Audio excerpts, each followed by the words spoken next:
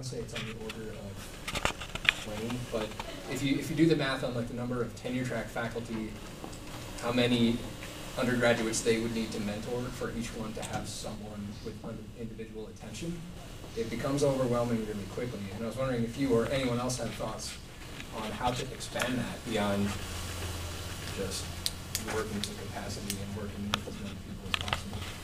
I echo your point that individual mentoring is the most important way, but even in my PhD and when I was in other labs, I didn't always have mentorship from you as the PI, but it was actually the grad students or the postdoc. So I guess ensuring that there's this layered mentoring. So perhaps you're not always addressing the needs of that student, but you're ensuring and meeting the needs of your postdocs in your lab so that they can meet the needs.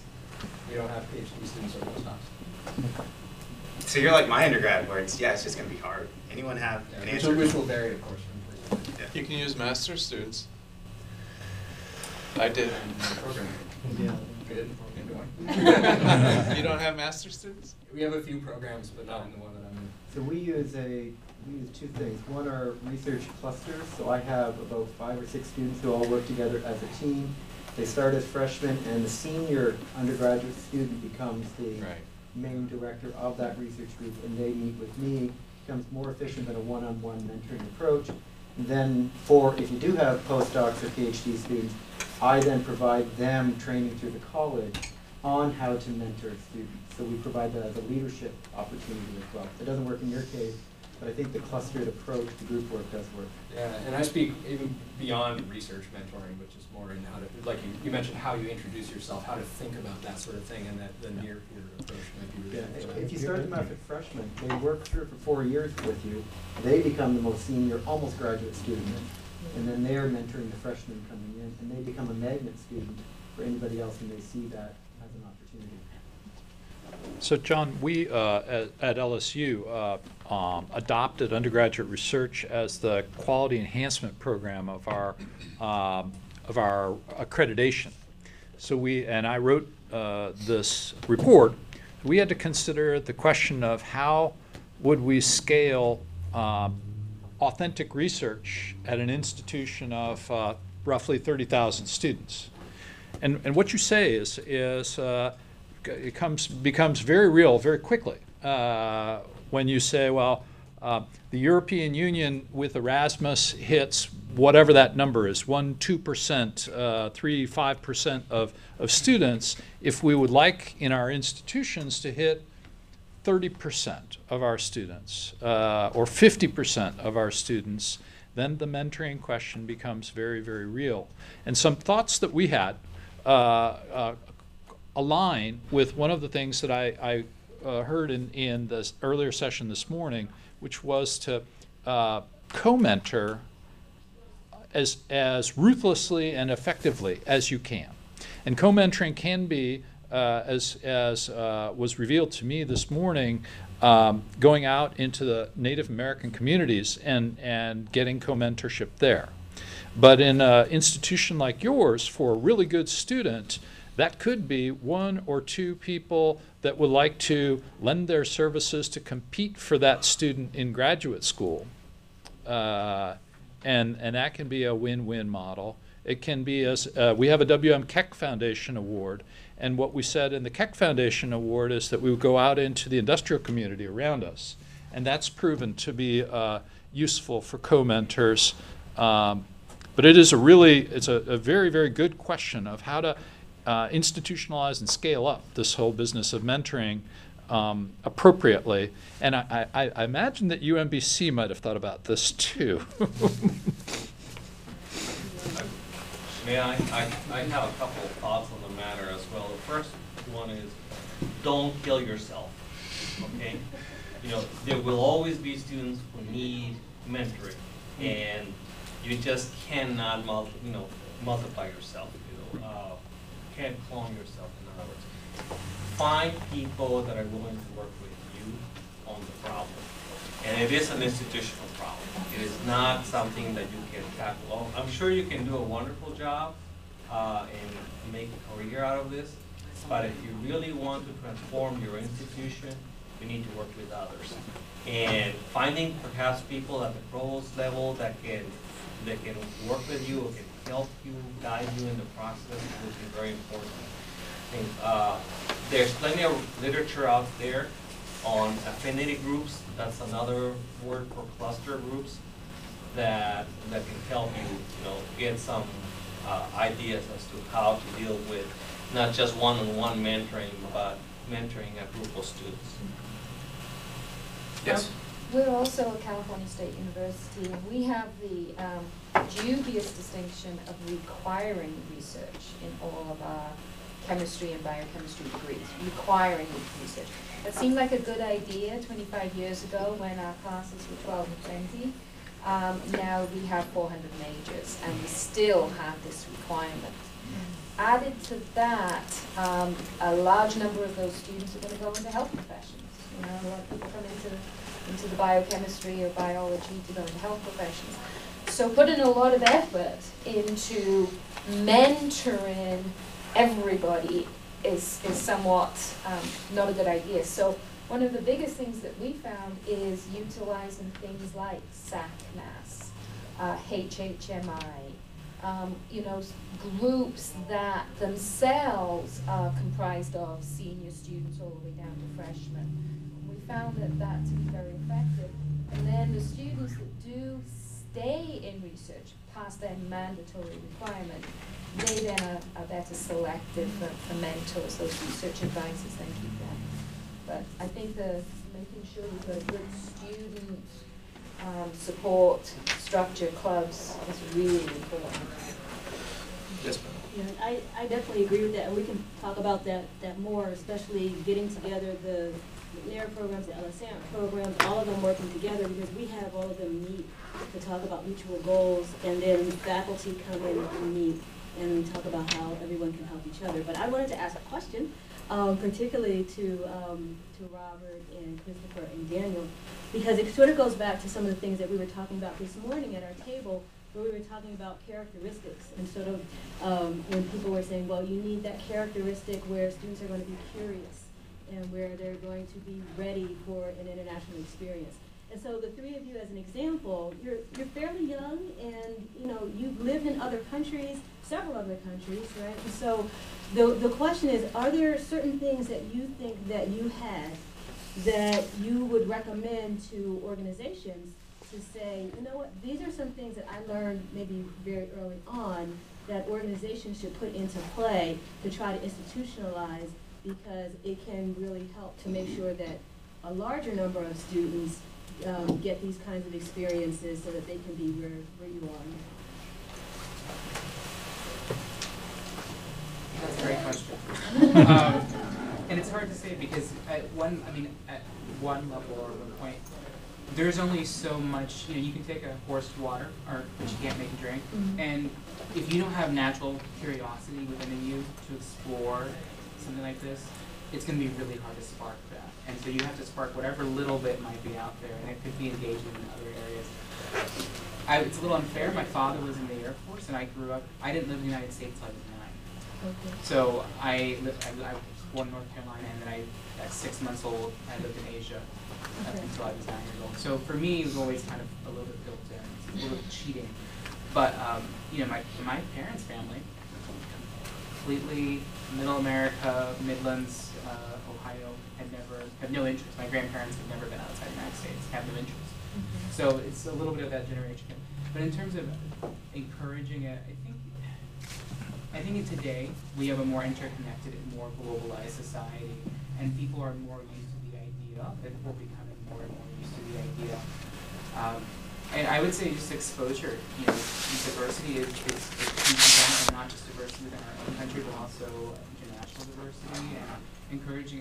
It's funny, we had Indian tacos last night. Not really an authentic food, right? But it's given the idea that there's something else out there. So if you're from meat and potatoes country, and you come to have an Indian taco, that's different, right? So you can expand that, right? To Thai food. Someone mentioned earlier, I've had Thai food, but he had no idea about Thailand, right? But you connected that with one of those other things. So it's slow and steady wins this race.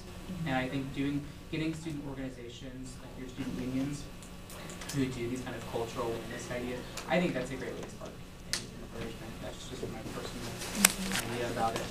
I stumbled into German. My family, my dad's family is actually French. I just got tired of French lessons. So I moved to German on accident because the professor said you should take German, and I moved into it.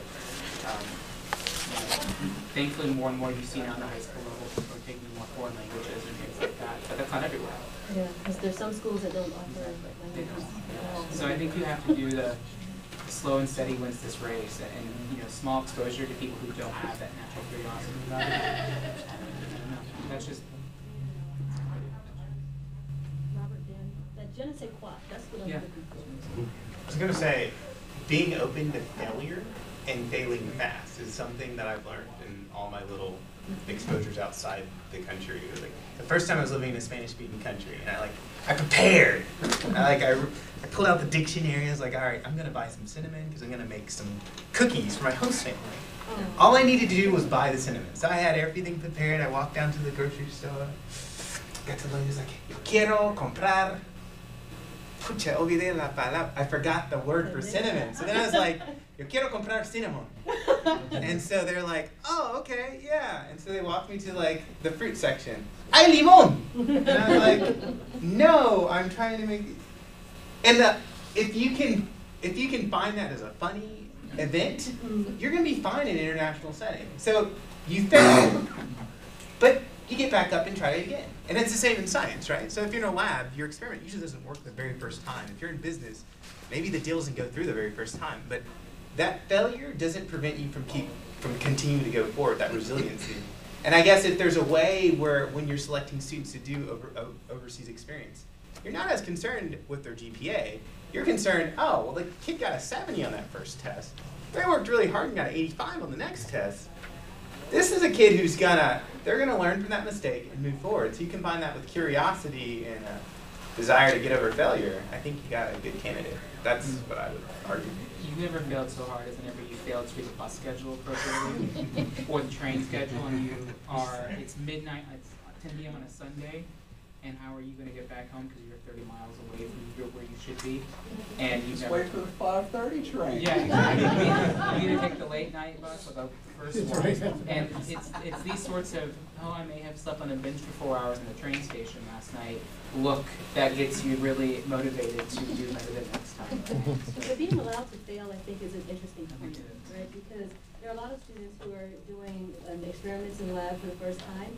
They are so terrified of doing something wrong, and in some cases, they have been vilified for doing something very minor that might have been wrong, whereas other people might have been given the benefit of the doubt. And so when there are people who have had those kinds of experiences, any little thing that doesn't go well is going to be viewed as something that creates a fear in them, horror. And every teaching lab ever reinforces that. Yes. Because if it doesn't work, it's your fault. I think that's a bigger question of how we do labs. Yeah. And I know if you have 100 people in your lab, it's going to be really difficult. Yeah. But a lot of the labs are almost built to the set answer. That's not science. That's not research. So as much as possible, if we can find labs that are more, hey, you're not going to get the right answer, and it's not going to end it at the set time. It's the experience of it, and that might prepare folks as well. If I might, I'd like to raise a really hard question, and we heard about this earlier this morning. I had, for me, it was a revelation of many in the last couple days, and that was the notion of being culturally displaced, and the sense of it was this morning the sense that if you're Native American, you have a memory in your tribe of others that were taken away, and that impacts whether you're available to leave the culture. So likewise, we in the world are faced with growing numbers of undocumented and culturally displaced populations around us. And so the question then becomes, well, hypothesis, are these populations that we can just ignore? Probably not. If we ignore them, then does this lead to potential things like what happened in Paris and in Brussels? Maybe so.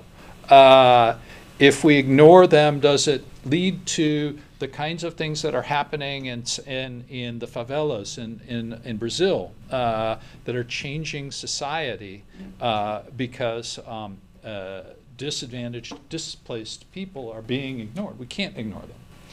Is there a talent pool within this population of people? My own personal hypothesis is that there's just as much talent across the culturally displaced peoples of the world as there are among the affluent peoples of the world. Raw talent. So my thought is that if there was one place in our workshop that we could make progress on what might we do in the question, the thorny question of culturally displaced peoples, it would be the role of organizations and funding agencies that set policy and respond to this. Is it the job of a university to handle culturally displaced people? Maybe. But it might be the job of some of the organizations. And so that's the thorny problem that I wanted to put on the table and see whether we can get more comments on. I would say that German Research Foundation would agree with you. In November, they released a statement talking about their intermediate plan to address the nearly 1 million Syrian and ISIS refugees in Europe. And is it working? Well, it's been 4 or 5 months, so it's hard to tell. And I think in the long run, and it's a very grand question, and what is the role of a funding agency or a science organization or even universities? And I think you see universities beginning to absorb some of these very slowly, and there is a great talent pool out there, and it's important that we really not miss that. And inside this own country, where we have undocumented workers, but also, you know, the legacy of Native Americans, we're still missing out ourselves. And so these are great political questions as well, and we have to have political will to move that forward. And you have also a room for NGOs, and organizations like mine, for example, might be able to somewhat delicately touch it. That's not an official stance, but you know, you see a lot of slowly. I mean, there has to be political will first and foremost to address these issues, but there is a role for universities and for scientific infrastructure to absorb some of this. They have to. I mean, in the end, like you mentioned, will you see events like Paris or Brussels happening? Yeah, it's all connected. And the UN Charter on Human Rights says that we all have a right to the benefits and access to science, and I think that's going to play a bigger role in the future. Well, maybe to bring this down to earth a little bit, is it a reasonable question to say, is there a parallel between the group of peoples that are considering themselves minority peoples, the group of peoples that are considering themselves socially disadvantaged peoples, and the things that we have talked about for those peoples? Is there a parallel between those attributes and those thoughts with culturally displaced peoples? Can the things that we do to help engage minority students and socially disadvantaged students be also effective for culturally displaced populations, if they were legal? Could I make a statement? Sure. I think, this may be off topic, but I think one of the challenges is as the populations change, the hue of the populations change, the demographics change, our terms, even of saying minority, displaced, because within that culture, some people may not feel as though they are a minority. I think those are terms that have been established, not by those peoples, but by society in itself. So I think a start is how we look at people who are other ethnic populations, how we address those populations. I think that's a start overall, institutional-wise, organizational-wise. Are they displaced? Yes. Are there various levels of socioeconomic status? Yes. But within some of those groups, they have taken on those categories because those categories have been placed upon them. So I think we have to be a little bit more aware of what has been traditionally our way of looking at people who are different or at different levels socially, economically. And I think that's a start as well. That's just my take on it. I think a lot of people want to jump in. This is great. I'd like to add one thing to that, because I certainly agree with what you said, and we would really like to transpose some of the things that we've been hearing these last couple of days to culturally displaced minorities. And when you described them just a few minutes ago, of course the images of the terrorist attacks in Brussels and in Paris came to mind, and the people that did that. And so we can easily say that these Northern African citizens in France that actually are French or in Belgium could be culturally displaced because they're actually living a different culture in this country. But well, also that being said, the person that did the bombs was actually a very successful engineering student in France that had great grades and had great education, and this was somebody that was not on our map. So I think we have to be a bit careful on how we make broad conclusions on this. It's many things to consider. Yes, sir. So I agree. I think that the term, some of the terms that we've been using are historical at this point. We're an HSI, but we're a non-majority university now. I think a lot of the attributes that we're looking at for these students would play well for them at home. Because, so yesterday I gave my talk about taking students to Africa and Micronesia, etc., encountering different people. They can encounter those people right here. It's America, we have a lot of immigrants here. And my feeling is that one of the greatest things that comes out of this, outside of the STEM advantages, is simply their ability to function well here in our society as it exists, because it reflects the fact that we are in a global community. Runa, did you want to? Yeah, to your question, I think there are parallels, but I also think there are differences from the context in one country to the other. And I think it's extremely important that we're sensitive to these differences and that we are aware of them. And this connects also with the question that Rob posed in his presentation. What is Erasmus doing to make sure that socioeconomically disadvantaged students are taking part in the program? And it's a very important question. But I think it's important to keep in mind as well that because the situation is so different in London compared to Oslo or compared to Athens, that's the reason why we leave it up to the member states to define what is a disadvantage, how can we reach those people, how can we do it through our promotional activities, etc.